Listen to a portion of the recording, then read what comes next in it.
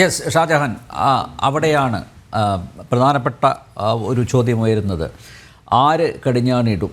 എന്തായാലും സംസ്ഥാന സർക്കാർ ഇതിലൊന്നും ഇടപെടില്ല. സംസ്ഥാന സർക്കാരിന് അറിയാം കൃത്യമായിട്ട് എന്താണ് സഹകരണ ബാങ്കുകളിൽ നടക്കുന്നത് എന്ന്. ആര് ഇതിന് കടിഞ്ഞാണിടണം? ആര് നിയന്ത്രിക്കണം സഹകരണ ബാങ്കുകളെ? മൂക്ക് കയറിടണം? അല്ല, ഞാൻ അതിനകത്തേക്ക് വരുന്നതിന് മുമ്പ് ഇവിടെ നവീൻ ബാബുവിൻ്റെ കാര്യത്തെക്കുറിച്ചിട്ട് ഇവിടെ BJPയുടെ പ്രതിനിധി ഇവിടെ സൂചിപ്പിക്കുന്നുണ്ട്. ഞാൻ അവിടെ നിന്ന് തന്നെ തുടങ്ങാം എന്ന് എനിക്ക് തോന്നുന്നു.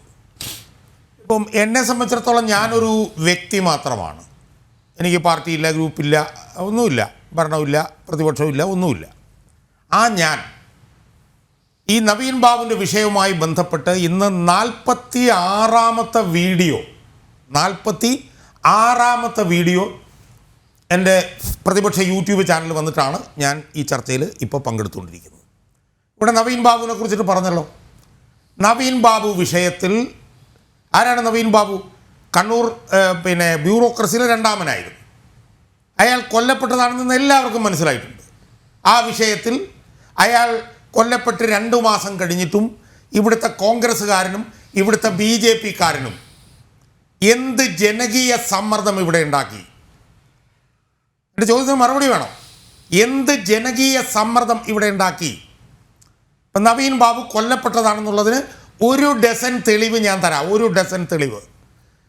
നവീൻ ബാബു കൊല്ലപ്പെട്ടതാണെന്ന് നവീൻ ബാബുവിൻ്റെ കുടുംബവും നവീൻ ബാബുവിൻ്റെ ഭാര്യയും ഒറ്റയ്ക്ക് നടത്തുന്ന ഒരു സമരത്തിനപ്പുറത്ത് നവീൻ ബാബുവിൻ്റെ കുടുംബത്തിന് ഒരു ധാർമ്മിക പിന്തുണ കൊടുക്കാൻ ഇവിടുത്തെ ഏതെങ്കിലും രാഷ്ട്രീയ പാർട്ടിക്ക്, ഇവിടുത്തെ VD സതീശനോ ഇവിടുത്തെ K സുരേന്ദ്രനോ ഇവിടുത്തെ ഏതെങ്കിലും നേതാക്കന്മാർക്ക് കഴിഞ്ഞിട്ടുണ്ടോ? കണ്ണൂരിലൊരു സമര പോരാട്ടം സംഘടിപ്പിക്കാൻ ഇവിടെ ആർക്കെങ്കിലും കഴിഞ്ഞിട്ടുണ്ടോ? നവീൻ ബാബു മരിച്ചപ്പോഴത്തേക്കും ഏതാണ്ട് 45ഓളം നേതാക്കന്മാർ അവിടെ ചെന്നു എന്നാണ് പറഞ്ഞത്. നവീൻ ബാബുവിൻ്റെ ഭാര്യ മഞ്ജുഷ, അവർക്കൊരു രാഷ്ട്രീയവുമില്ല, അവരൊരു സാധു സ്ത്രീയാണ്. അവർ കാണിക്കുന്ന ആർജവം, അവർ കാണിക്കുന്ന ഇച്ഛാശക്തി, അവർ കാണിക്കുന്ന ധൈര്യം കാണിക്കാൻ ഇവിടുത്തെ കോൺഗ്രസിനോ ഇവിടുത്തെ BJPക്കോ നട്ടലുണ്ടായിട്ടുണ്ടോ? ഇവിടെ പ്രതിപക്ഷ നേതാവുണ്ടല്ലോ VD സതീശൻ. 29 സ്റ്റാഫുണ്ട് VD സതീശന്.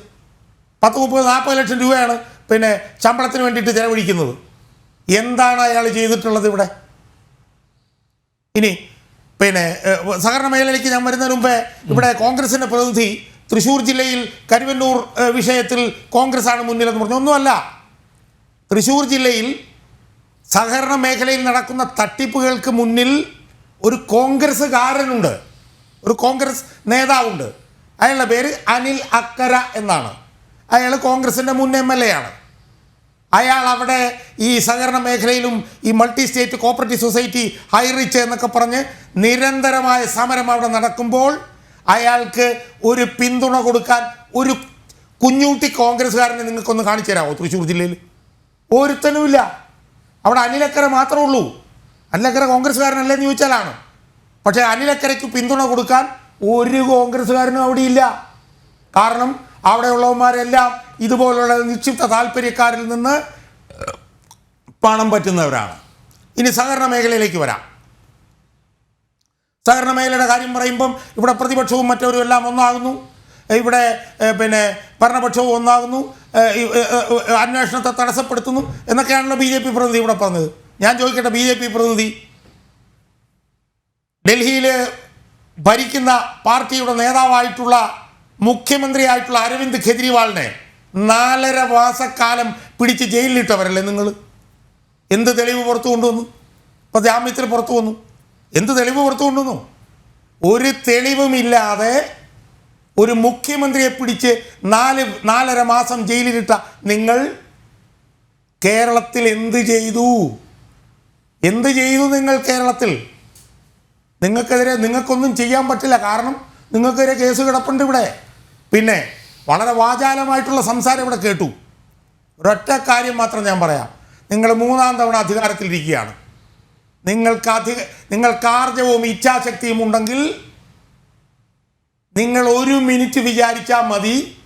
കണ്ണൂരിലെ ഈ കൊള്ള സംഘം ഉണ്ടല്ലോ, ഈ സഹകരണ മാഫിയ, അതിനെല്ലാം മുച്ചൂടും പിടിച്ച് അവനെല്ലാം അഴിക്കുള്ളിലാക്കാൻ 3ാം തവണ അധികാരത്തിലിരിക്കുന്ന മോദി സർക്കാരിന് 1 മിനിറ്റ് മതി സുഹൃത്തെ. 1 മിനിറ്റ് മതി. നിങ്ങൾ പറഞ്ഞല്ലോ കഴിഞ്ഞ 2 വർഷക്കാലമായിട്ട് ഇത് നടക്കുന്നു. ഒന്നുമല്ല, കഴിഞ്ഞ 10-20 വർഷക്കാലമായി സഹകരണ മേഖലയിൽ അതിഭീകരമായിട്ടുള്ള കൊള്ള CPM നടത്തിക്കൊണ്ടിരിക്കുകയാണ്. കണ്ണൂർ ജില്ലയിലൊക്കെ CPM സഹകരണ മേഖലയിൽ നടത്തിക്കൊണ്ടിരിക്കുന്നത് പകൽ കൊള്ളയാണ്. ആ കൊള്ള പിന്നെ അവസാനിപ്പിക്കാൻ ഒരു ശ്രമവും നടത്താൻ നിങ്ങൾക്ക് കഴിയില്ല. കാരണം കേരളത്തിൻ്റെ മുഖ്യമന്ത്രി നിങ്ങളുടെ താല്പര്യം സംരക്ഷിക്കുന്ന ആളാണ്. അതുകൊണ്ട് നിങ്ങളൊരു ചുക്കും ഇവിടെ ചെയ്യില്ല. നിങ്ങൾ അരവിന്ദ് കെജ്രിവാളിനെ 4.5 മാസം ജയിലിലിട്ടു. ഒരു ചോദ്യം ചോദിക്കാൻ കഴിഞ്ഞോ പിണറായി വിജയനെതിരെ? ഇവിടെ ഒരു ചോദ്യാവലി അയാൾക്ക് കൊടുത്തുവിടാൻ നിങ്ങൾക്ക് കഴിഞ്ഞോ? അയാളുടെ പോക്കറ്റിലൊരു ചോദ്യാവലി വെച്ചു കൊടുക്കാൻ BJPക്ക് കഴിഞ്ഞിട്ടുണ്ടോ? അതുകൊണ്ട് ഒന്നും നടക്കില്ല. അതുകൊണ്ട് ഇതൊക്കെ ആദ്യാവസാനം ഒത്തുകളി. ഇങ്ങോട്ട് പിന്നെ എന്തെങ്കിലും ഉണ്ടെങ്കിൽ അങ്ങോട്ട്, ഇങ്ങോട്ട് മാസപ്പടി ഉണ്ടെങ്കിൽ അങ്ങോട്ട് കുഴൽ പണമുണ്ട്. അതുകൊണ്ട് ഇതൊക്കെ അങ്ങോട്ടും ഇങ്ങോട്ടും അങ്ങ് ക്യാൻസലായി പോയിക്കൊണ്ടിരിക്കുകയാണ്. അതുകൊണ്ട് ഇതൊക്കെ പഴയ പോലെയൊന്നുമല്ല. ജനങ്ങൾക്കിതൊക്കെ മനസ്സിലാകുന്നുണ്ട്.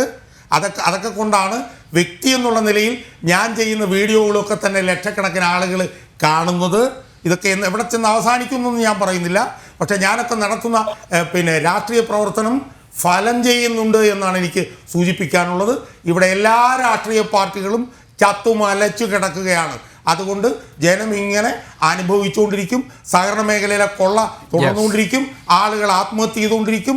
CPM കാരൻ വിരട്ടിക്കൊണ്ടിരിക്കും. ഇതൊക്കെ ഇങ്ങനെ തുടർന്നുകൊണ്ടേയിരിക്കും.